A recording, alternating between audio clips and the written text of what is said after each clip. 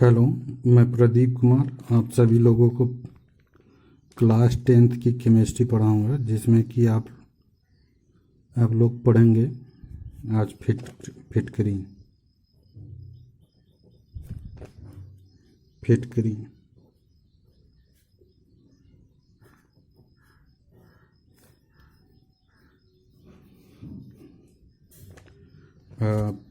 इसके पिछले वीडियो में आप लोग पढ़े थे ब्लीचिंग पाउडर बनाने की विधि, भौतिक गुण, रासायनिक गुण और उसका उपयोग। आज पढ़ेंगे हम लोग फिटकरी। फिटकरी का भौतिक गुण, रासायनिक गुण और बनाने की विधि भी। तो शुरू करते हैं फिटकरी से। तो यहाँ पर फिटकरी का सूत्र हो जाएगा। फिटकरी का सूत्र होता है K2SO4 इंटू Al2 SO4 का थ्राइस इंटू 24H2O।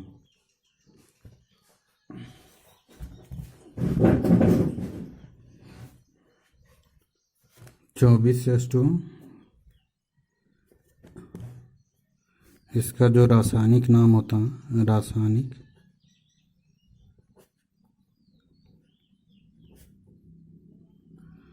रासायनिक नाम इसको कहते हैं पोटास एलम। पोटास एलम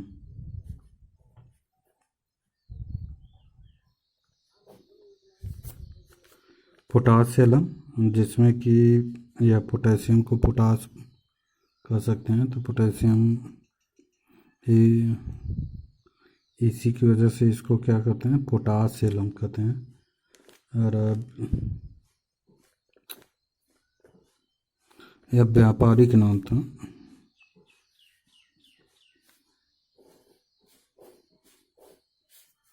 इसको रासायनिक नाम में पोटेशियम एल्युमिनियम सल्फेट बोलेंगे। तो यहाँ पर पोटेशियम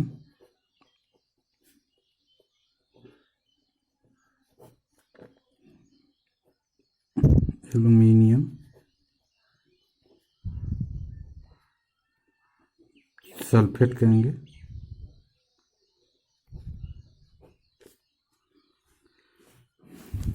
और व्यापारिक नाम देखेंगे तो यहाँ पर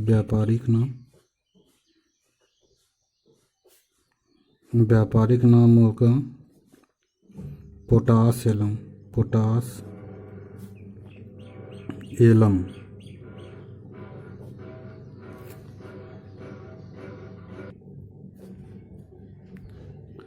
और इसकी प्रकृति देखेंगे।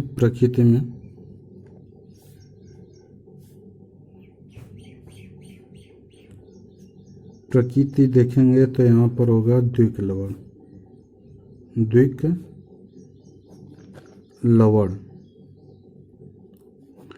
लवण इसलिए होगा कि क्योंकि यहाँ पर पोटेशियम सल्फेट और एल्युमिनियम सल्फेट दो लवणों से मिलकर बना होता है, इसलिए इसको क्या कहते हैं, द्विक लवण।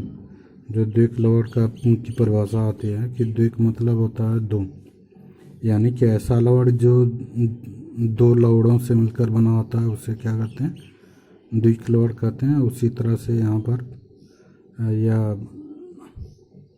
द्विक लवण यहाँ पर होगा पोटेशियम सल्फेट और एल्युमिनियम सल्फेट। तो पोटेशियम सल्फेट भी सामान्य लवण होता है, एल्युमिनियम सल्फेट भी क्या होता है, सामान्य लवण होता है। इसलिए यह दो सामान्य लवणों से मिलकर बना है।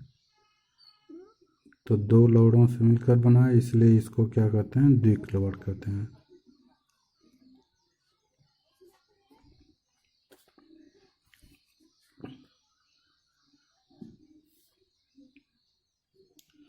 और इसके बनाने की विधि देखेंगे यहाँ पर। तो बनाने की विधियाँ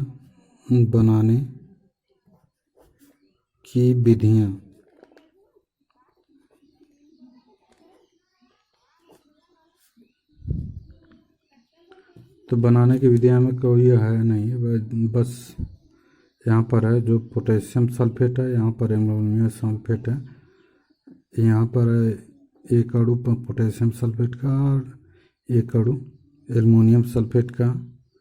इन दोनों को समान मात्रा में गर्म करते हैं, समान मात्रा में गर्म करके उसे ठंडा कर देते हैं, जल में मिलाकर ठंडा कर देते हैं, तो वह क्या होता है, फिटकरी प्राप्त हो जाता है। तो यहाँ पर potassium sulphate K2SO4 plus aluminium sulphate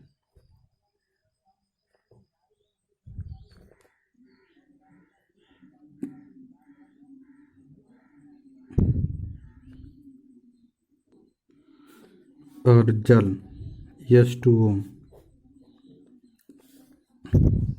तो पोटेशियम सल्फेट और एल्युमिनियम सल्फेट की समान मात्रा में, यानी कि एक अणु इसका हो तो एक अणु इसका भी हो, दो अणु इसका हो तो दो अणु इसका भी हो, तो इस तरह से समान मात्रा में इसको गर्म कर दिया जाता है। गर्म करके उसे पानी में, जल में घोल दिया जाता है।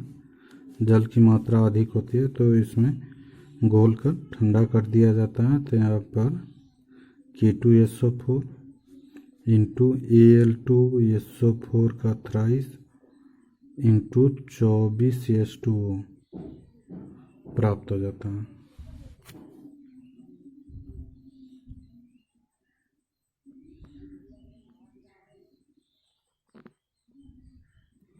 चौबीस H2O प्राप्त हो जाता है। तो यहाँ पर यह क्या होता है, फिटकरी प्राप्त हो जाती है। तो यह हो जाएगा पोटेशियम सल्फेट, पोटेशियम सल्फेट, और यह होगा एल्युमिनियम सल्फेट, एल्यूमिनियम सल्फेट।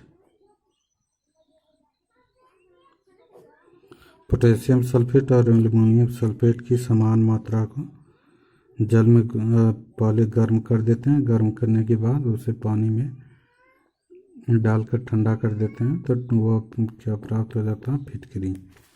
तो यहाँ पर लिख सकते हैं कि पोटेशियम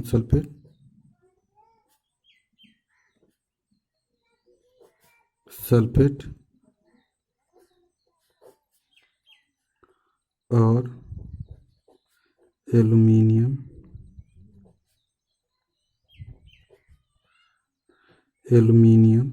सल्फेट की समान मात्रा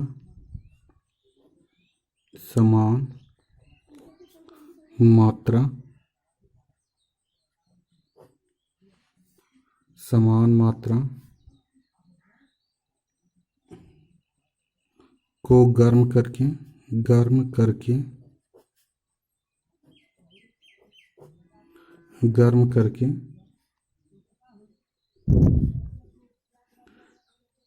उसे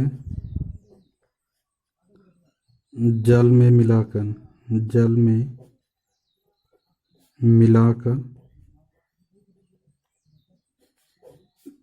ठंडा करने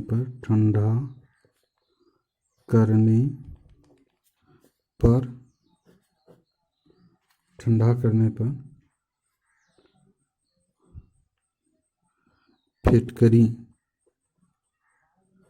फिटकरी प्राप्त होता है।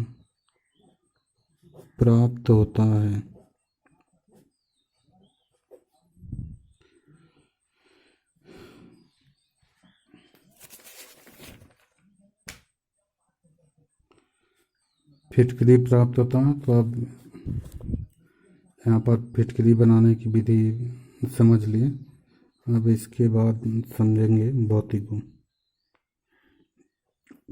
फिटकरी के भौतिक गुण।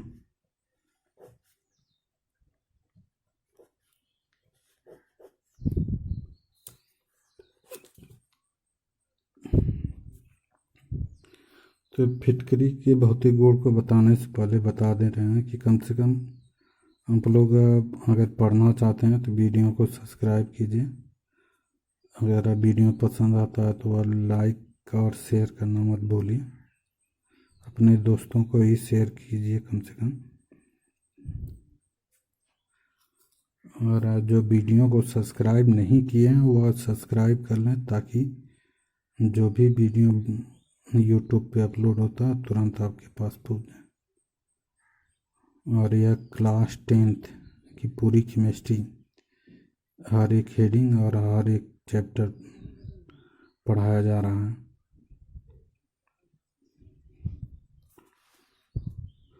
तो भौतिक गुण में पहला पॉइंट होगा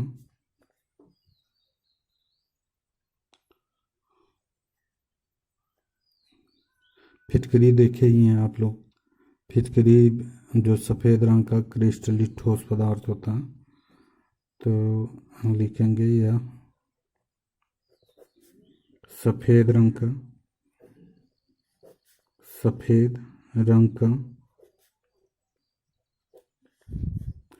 क्रिस्टलीय ठोस पदार्थ होता है। क्रिस्टलीय ठोस पदार्थ होता है। ठोस पदार्थ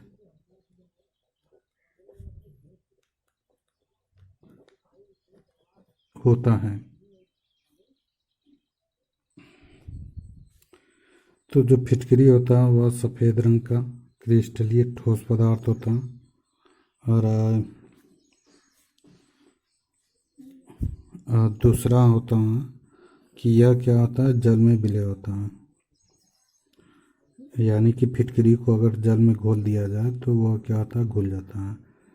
और जितनी भी अशुद्धियाँ होती हैं अगर पानी में, वह धीरे धीरे नीचे बैठ जाती हैं। तो यह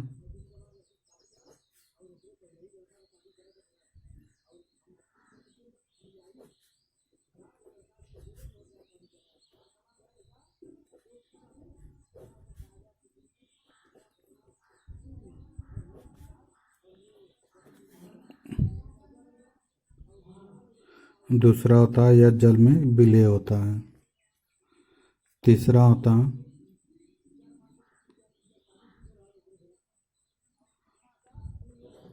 इसका जलीय विलयन। इसका जलीय विलयन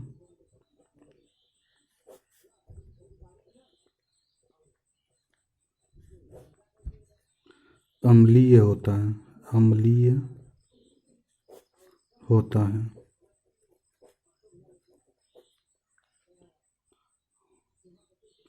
तो जब यानी कि जल में घोलते हैं तो इसका विलयन क्या हो जाता है, अम्लीय हो जाता है।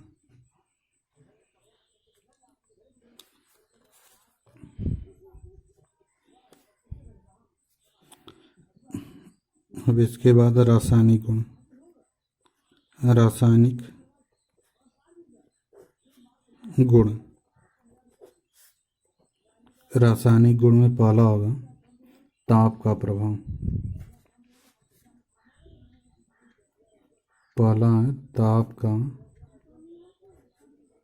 प्रभाव।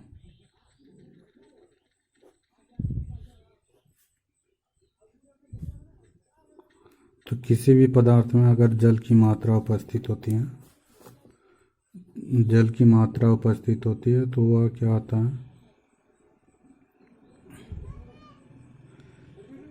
उसको गर्म करने पर वह जल की मात्रा क्या हो जाती है, खत्म हो जाती है।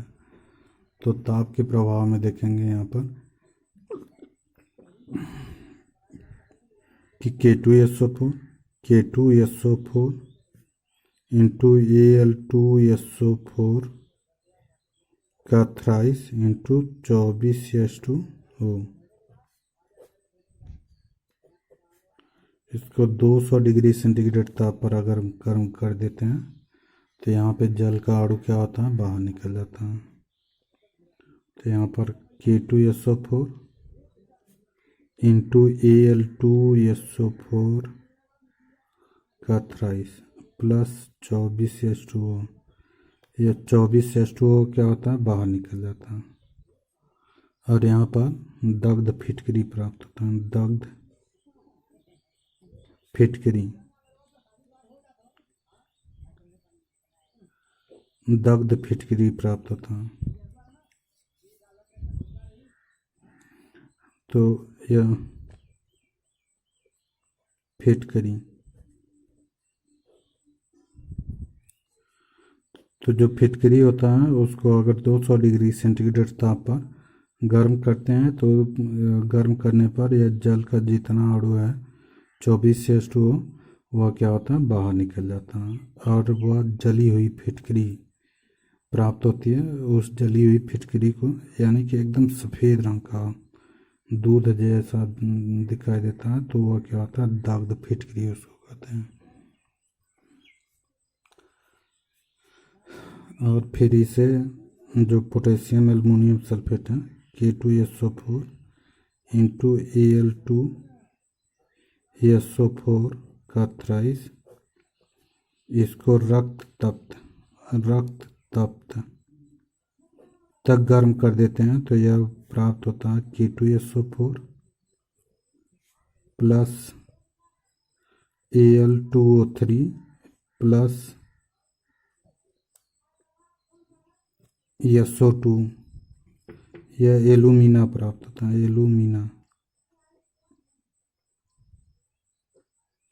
एलुमिना प्राप्त हो जाता है। तो यानी कि जो पोटेशियम एल्युमिनियम या फिटकरी होता है, पहले 90 डिग्री सेंटीग्रेड ताप तक अगर गर्म करते हैं तो वह पिघल जाता है, लेकिन अगर वही ताप 200 डिग्री सेंटीग्रेड ताप पर गर्म करते हैं तो जली हुई फिटकरी यानी कि पानी की मात्रा खत्म हो जाती है, तो यह जली हुई फिटकरी प्राप्त होती है, जिसको क्या कहते हैं, दग्ध फिटकरी कहते हैं। और इस दग्ध फिटकरी को और गर्म करते हैं रक्त तप तक तो पोटेशियम सल्फेट अलग हो जाता है और यहाँ पर एलुमिना प्राप्त हो जाता है, एलुमिना। तो यहाँ पर कहेंगे कि फिटकरी को फिटकरी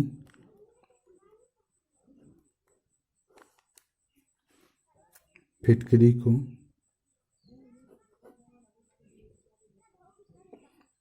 90 डिग्री या 92 डिग्री सेंटीग्रेड ताप पर गर्म करने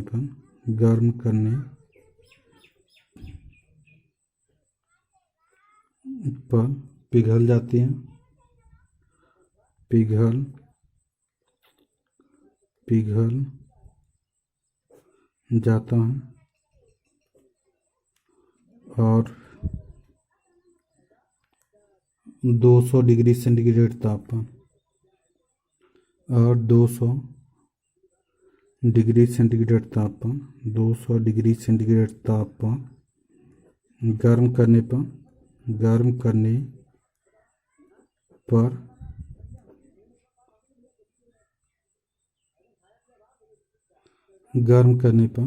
जल के अणु बाहर निकल जाते हैं, जल के अणु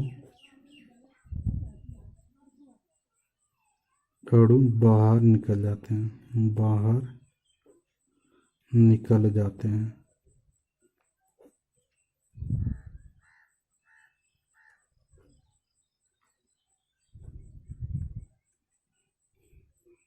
जिसे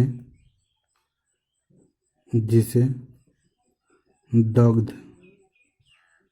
फिटकरी कहते हैं।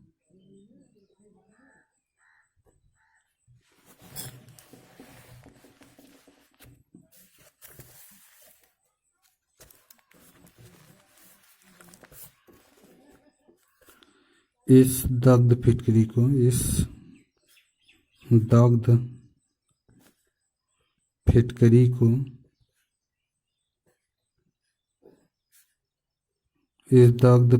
को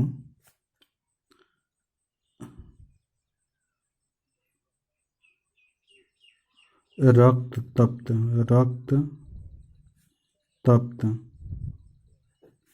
ताप पर गर्म करने पर गर्म करने पर गर्म करने पर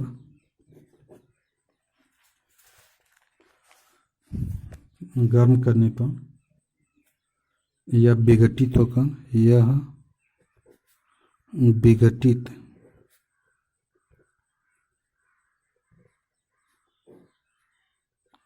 विघटित होकर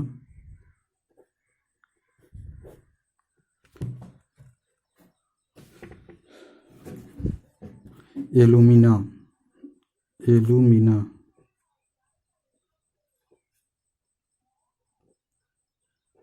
देता है।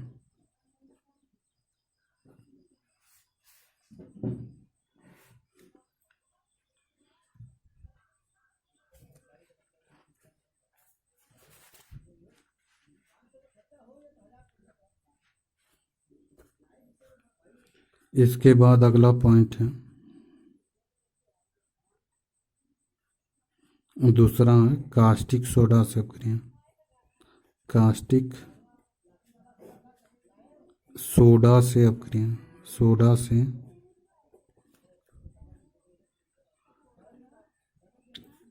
अभिक्रिया।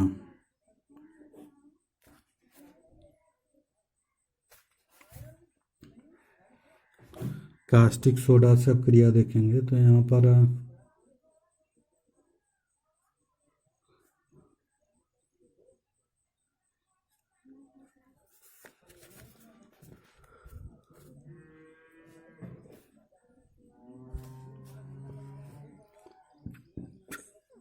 कास्टिक सोडा का सूत्र होता NaOH। तो कास्टिक सोडा की अपक्रिया फिटकरी से कराई जाती है। तो पहले तो एल्युमिनियम हाइड्रॉक्साइड का सफ़ेद अवक्षेप प्राप्त होता है और वो सफ़ेद अवक्षेप को पुनः सोडियम हाइड्रॉक्साइड की अधिक मात्रा में घोल देते हैं, तो वहाँ पर सोडियम मेटाएल्यूमिनेट प्राप्त हो जाता है। तो इस तरह से देखेंगे तो यहाँ पर पहले K2SO4 इंटू Al2SO4 का थ्राइस इंटू 24H2O, इसको यह पहले विघटित होगा तो यहाँ पर K2SO4 प्लस Al2SO4 का थ्राइस प्लस 24H2O, 24H2O। फिर इसके बाद यह एल्युमिनियम सल्फेट, इसमें सल्फेट होता है वहीं अपक्रिया करता है। यहाँ पर पोटेशियम सल्फेट यानी कि फिटकरी को पहले हम विलयन बनाते हैं तो यह एल्युमिनियम सल्फेट में विघटित हो जाता है। तो यह एल्युमिनियम सल्फेट Al2SO4 का थ्राइस या सोडियम हाइड्रॉक्साइड से अपक्रिया करके यहाँ पर AlOH का thrice aluminium hydroxide plus Na2SO4 प्राप्त होता है। तो यहाँ पर 3 हो जाएगा, यहाँ पर 2 हो जाएगा और यहाँ पर 6 कर देते हैं। तो इस तरह से यह एल्युमिनियम हाइड्रॉक्साइड का सफ़ेद अवक्षेप प्राप्त होता है, एल्यूमिनियम हाइड्रॉक्साइड।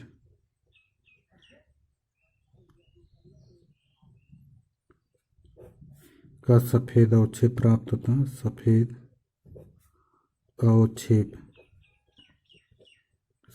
अवक्षेप प्राप्त होता है। और यह जो एल्युमिनियम हाइड्रॉक्साइड है AlOH का थ्राइस, यह फिर सोडियम हाइड्रॉक्साइड की अधिक मात्रा में यह क्या होता है, घुल जाता है और यह सोडियम मेटाएल्युमिनेट प्राप्त होता है। सोडियम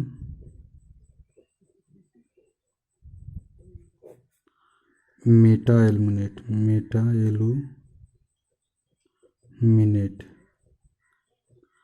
सोडियम मेटा एल्यूमिनेट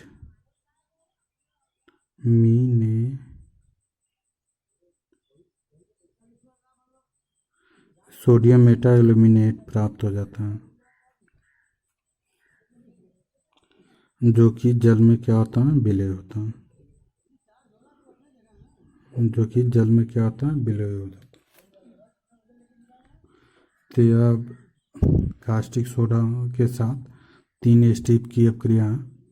तो यहाँ पर पोटेशियम एल्युमिनियम सल्फेट यानी कि फिटकरी पहले एल्युमिनियम सल्फेट में टूट जाता है, फिर यह एल्युमिनियम सल्फेट सोडियम हाइड्रॉक्साइड से अपक्रिया करके एल्युमिनियम हाइड्रॉक्साइड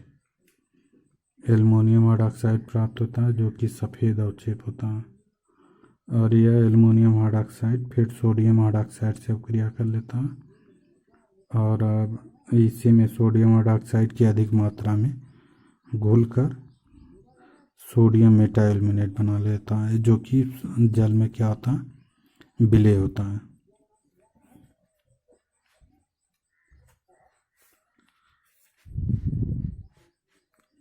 तो यहाँ पर होगा फिटकरी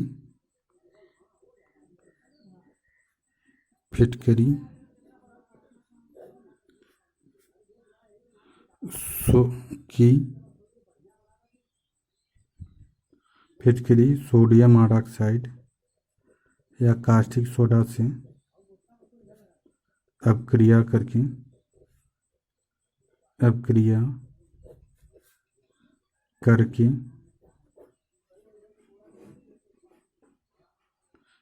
हाइड्रॉक्साइड का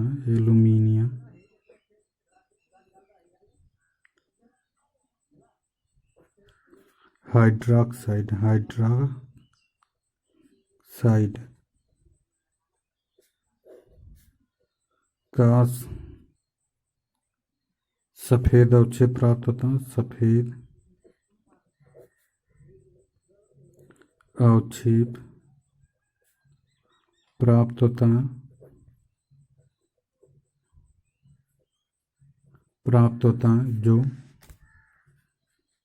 जो कास्टिक सोडा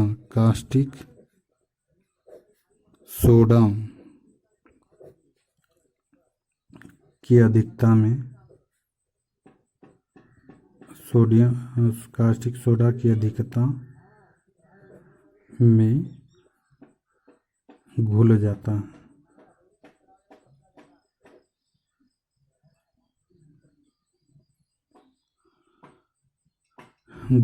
है।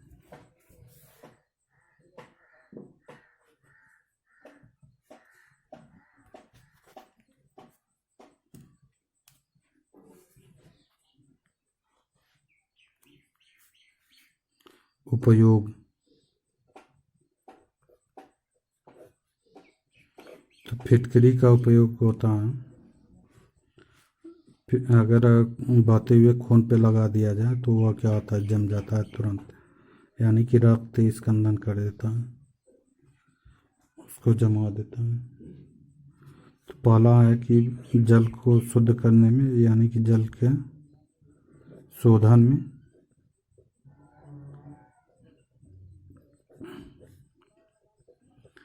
तो एल्युमिनियम या फिटकरी को जब जल में घोलते हैं, नहीं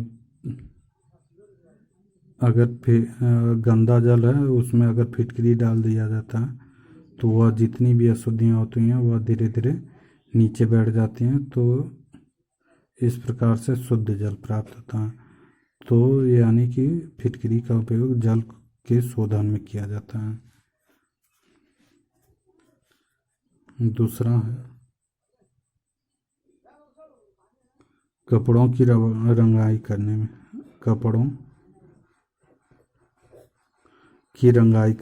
रंगाई करने में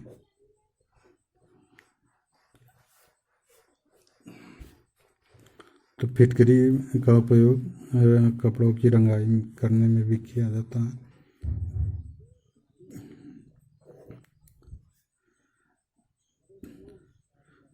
चौथा तीसरा है बहते हुए खून को रोकने में। बहते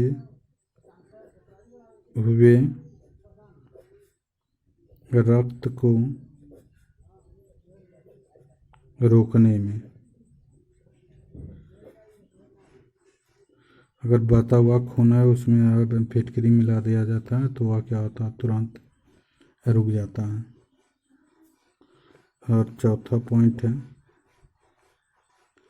जीवाणुनाशक। जीवाणुनाशक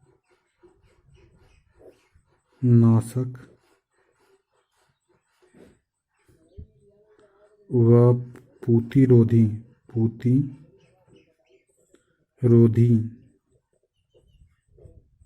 जीवाणुनाशक व पूतिरोधी के रूप में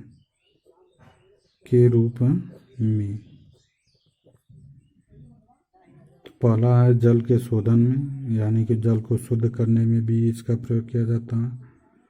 और दूसरा है कपड़ों की रंगाई करने में भी कपड़ा। और चौथा तीसरा है बहते हुए रक्त को रोकने में, यानी कि खून बह रहा है तो उसको अगर उस पर लगा दिया जाता है तो उसका स्कंदन होने लगता है। और जीवाणुनाशक व पूतिरोधी के रूप में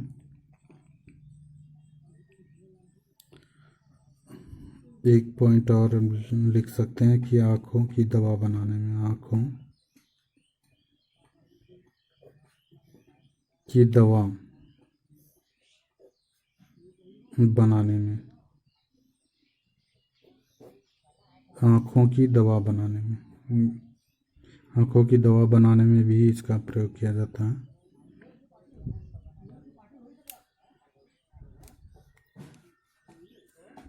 तो इस प्रकार फिटकरी खत्म हो गया।